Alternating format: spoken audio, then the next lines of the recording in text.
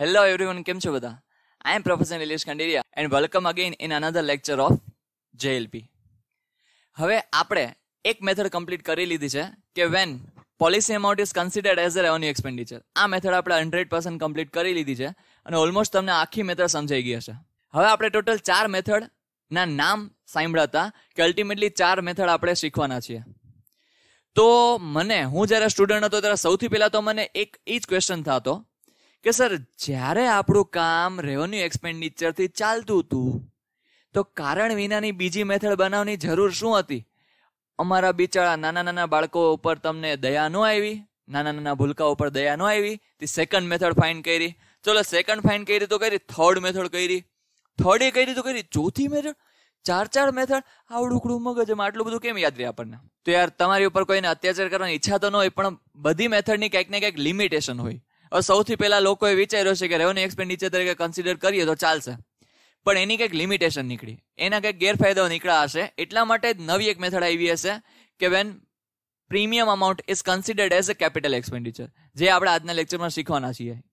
હવે એની પણ કંઈક લિમિટેશન હશે, એટલા માટે મેથડ નંબર 3 આવી હતી, અને એની પણ કંઈક લિમિટેશન હશે, એટલા માટે મેથડ નંબર 4 આવી હતી. તો હવે આપણે પહેલા તો એ સમજીએ કે ભાઈ રેવન્યુ એક્સપેન્ડિચર વાળી મેથડમાં શું ફોલ્ટ હતો, પછી આપણે કેપિટલ એક્સપેન્ડિચર વાળી મેથડની જર્નલ એન્ટ્રી સમજીએ. અને હા, અહીંયા તમારે જેએલપીને એક એકાઉન્ટ બનાવવાનું આવે છે, જે આપણે અલ્ટિમેટલી ડિસ્કસ કરશું. હવે પહેલા તો એક વસ્તુ આપણે ક્લિયર કરીએ કે રેવન્યુ એક્સપેન્ડિચરનો મિનિંગ મેં તમને કંઈક સમજાવ્યો હતો. શું હતો?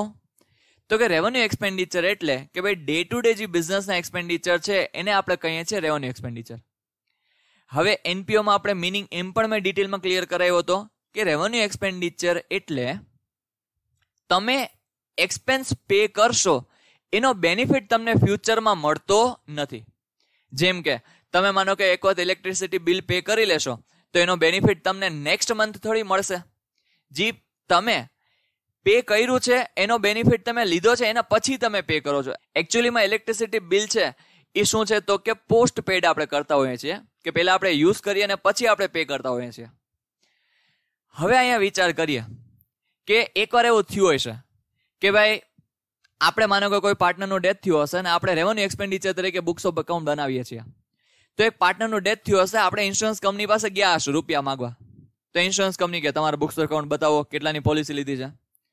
હવે ઇન્સ્યોરન્સ કંપનીએ કીધું તમે આને રેવન્યુ એક્સપેન્ડિચર તરીકે કન્સિડર કરો છો. આપણે કીધું હા, મેથડ તો એ જ છે આપણી. તો કે અમારે પૈસા નથી દેવા. આપણે કીધું કાં? અમે તો તમને પ્રીમિયમ ભર્યું છે, એમ કેમ પૈસા નો આપો તમે? તો એને કીધું મિનિંગ મને ક્લિયર કરો, જે રેવન્યુ એક્સપેન્ડિચરનો મિનિંગ છે. તો આપણે કીધું બસ day to day routine expense છે અમારો. તો આપણે કીધું ચલો, ઇન્સ્યોરન્સ કંપની કીધું day to day routine expense જે તમે કરો છો એનો બેનિફિટ તમને કોઈ દી ફ્યુચરમાં મળે છે? તો આપણે કીધું હા મળે જ ને. આપણા મચકાવા માંડ્યા થોડાક. તો એ કે બતાવો. જે તમે માનો કે લાસ્ટ યર માનો કે તમે વડાપાઉં ખાઈ ગયા, 20 રૂપિયાનું વડાપાઉં ખાઈ ગયા, શું બેનિફિટ મળ્યો આગળ તમને? ફ્યુચરમાં બેનિફિટ શું મળ્યો? કાલે એનો શું બેનિફિટ મળ્યો? કાલે કઈ બેનિફિટ મળશે એનો?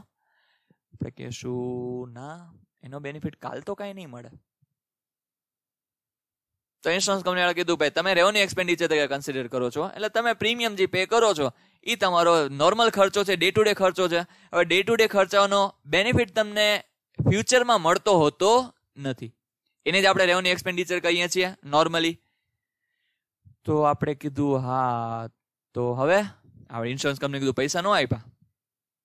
હવે આ સૌથી મોટામાં મોટી લિમિટેશન હતી, જેના લીધે તકલીફ શું થતી હતી તો કે ભાઈ અકાઉન્ટિંગમાં મોટી ડિસ્ક્રિપન્સી અરાય છે. એટલે અકાઉન્ટિંગમાં થોડીક તકલીફ થવા માંડી. કારણ કે વાત સાચી છે કે તમે એક્સપેન્ડિચર કરો છો એનો બેનિફિટ તમને ફ્યુચરમાં મળે છે, અને તમે અલ્ટિમેટલી એનો એક ઇન્સ્ટોલમેન્ટ પે કરો છો, કે તમે એક ઇન્સ્યોરન્સ પોલિસી લ્યો છો એનો એક ઇન્સ્ટોલમેન્ટ પે કરો છો, તો તમને ફ્યુચરમાં બેનિફિટ બહુ સારો મળવાનો છે.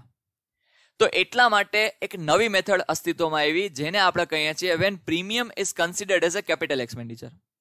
કે આ જે આપણે પ્રીમિયમ પે કરીએ છીએ એને આપણે કેપિટલ એક્સપેન્ડિચર તરીકે કન્સિડર કરીએ છીએ. સર એટલે કે ભાઈ આપણે એક અસેટ લીધી છે, એનું આપણે નાનું પ્રીમિયમ અત્યારે પે કરતા રહીએ છીએ. તો ચાલો, આઈ હોપ તમને ક્લિયર થતું હશે કે કેપિટલ એક્સપેન્ડિચર વાળી મેથડ શું કામ એને અરાઇઝ થઈ અને રેવન્યુ એક્સપેન્ડિચર વાળી મેથડને શું લિમિટેશન હતી. તો ચાલો આપણે જોઈ લઈએ એની જર્નલ એન્ટ્રીઝ અને એ બધું. તો ચલો ડિસ્કસ કરીએ. તો ચલો તમારી સાથે હું સ્ક્રીન શેર કરું છું. ચલો મેથડ નંબર 2. હવે પહેલા આપણે સિમ્પલી ડિસ્કસ કરીએ કે તમે જ્યારે કેપિટલ કોઈ પરચેસ કરી લ્યો છો, એટલે કે ભાઈ કોઈ પણ કેપિટલ એક્સપેન્ડિચર, એટલે તમે માનો કે અસેટ પરચેસ કરી, તો તમે એને એવરી યર કંઈ P&L માં ટ્રાન્સફર નહીં કરો. તો અહીંયા પણ એક એન્ટ્રી દર વખતે પાસ થશે પ્રીમિયમ પે કરવાની, પછી એને આપણે એવરી યર P&L માં ટ્રાન્સફર કરશું નહીં. અને ડાયરેક્ટ આપણે શું થશે તો કે પોલિસી મેચ્યોર થશે. પોલિસી મેચ્યોર થશે એટલે આપણને રૂપિયા મળી જશે. એટલે કે પહેલા આપણે રૂપિયા માગશું, એના પછીની એન્ટ્રીમાં આપણને રૂપિયા મળશે, અને આ જે રૂપિયા છે એ આપણે શું કરી દઈશું તો કે પાર્ટનર્સ વચ્ચે ડિસ્ટ્રીબ્યુટ કરી દઈશું. તો અહીંયા નોર્મલી 4 એન્ટ્રી પાસ થાય છે. ફર્સ્ટ જર્નલ એન્ટ્રી જે આપણે ભણશું એવરી યર પાસ થશે, અને એના પછીની એન્ટ્રી ટ્રાન્ઝેક્શન વાઇઝ પાસ થશે. તો ચાલો સૌથી પહેલા આપણે જોઈએ તો ફર્સ્ટ જર્નલ એન્ટ્રી આપણે શું કરીએ તો કે પહેલા આપણે ઇન્સ્યોરન્સ પોલિસી પરચેસ કરવી પડે, એટલે કે પહેલું આપણે પ્રીમિયમ પે કરવું પડે. તો હવે જ્યારે તમે પ્રીમિયમ પે કરો છો ત્યારે હવે અહીંયા તમે joint life policy account debit કરશો.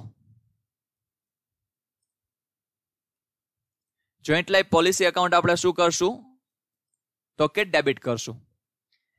શું કામ એને? બીકોઝ હવે આને આપણે અસેટ તરીકે કન્સિડર કરીએ છીએ. ટુ આપણે શું કરશું તો કે ટુ આપણે કરશું બેંક, બીકોઝ આપણે પ્રીમિયમ પે કરીએ છીએ તો બેંક બેલેન્સ શું થશે તો કે ડિક્રીઝ થશે, એટલે કે આપણે અલ્ટિમેટલી પે કરીએ છીએ. જેટલી અમાઉન્ટ તમે પ્રીમિયમ તરીકે પે કરો છો એટલી અમાઉન્ટથી આ એન્ટ્રી એવરી યર પાસ થશે. તો અહીંયા આપણે લખી નાખીએ એવરી યર. બરાબર, એવરી યર આના ઉપરથી આપણે આ એન્ટ્રી પાસ કરશું. ચલો હવે અહીંયા શું થશે તો કે at the end of the year આપણે કોઈ નવી એન્ટ્રી પાસ કરવાની જરૂર નથી, બીકોઝ આને આપણે ક્યાંય P&L માં ટ્રાન્સફર કરતા હોતા નથી. હવે ડાયરેક્ટ શું થશે તો કે જે ઘડીની આપણે રાહ જોઈને બેઠા હોય, એટલે કે કોઈ પાર્ટનરનું ડેથ થઈ જાય ત્યારે, તો પાર્ટનરનું જ્યારે ડેથ થશે ત્યારે શું થશે તો કે હવે પોલિસી મેચ્યોર થશે, એટલે કે પોલિસી અમાઉન્ટ બીકમ્સ રિસીવેબલ. આપણે રૂપિયા માગતા થઈ જશું. કોની પાસેથી તો કે ઇન્સ્યોરન્સ કંપની પાસેથી. તો આ થશે ક્યારે તો કે at the time of death of any partner, કે કોઈ પણ એક પાર્ટનરનું ડેથ થશે એટલે આ ઘડી આવી જશે. તો ત્યારે સિમ્પલ એન્ટ્રી, ત્યારે કોઈ ચેન્જ નહીં. ઇન્સ્યોરન્સ કંપની અકાઉન્ટ ડેબિટ, કે ભાઈ ઇન્સ્યોરન્સ કંપની પાસે તમે રૂપિયા માંગો છો તો insurance company account debit two શું થશે તો કે ટુ થશે જોઈન્ટ લાઈફ પોલિસી અકાઉન્ટ. જેટલાની પણ પોલિસી હશે એટલી અમાઉન્ટથી તમે એન્ટ્રી પાસ કરશો. હા, ઘણી બધી વાર આપણને બોનસ પણ મળતું હોય છે. મીન્સ કે માનો કે 3 લાખ રૂપીસની પોલિસી હોય, તમને કીધું હોય 10% બોનસ, તો આપણને અમાઉન્ટ કેટલી રિસીવ થશે તો કે 3,30,000. તો ચલો એ પણ આપણે જોઈ લઈએ.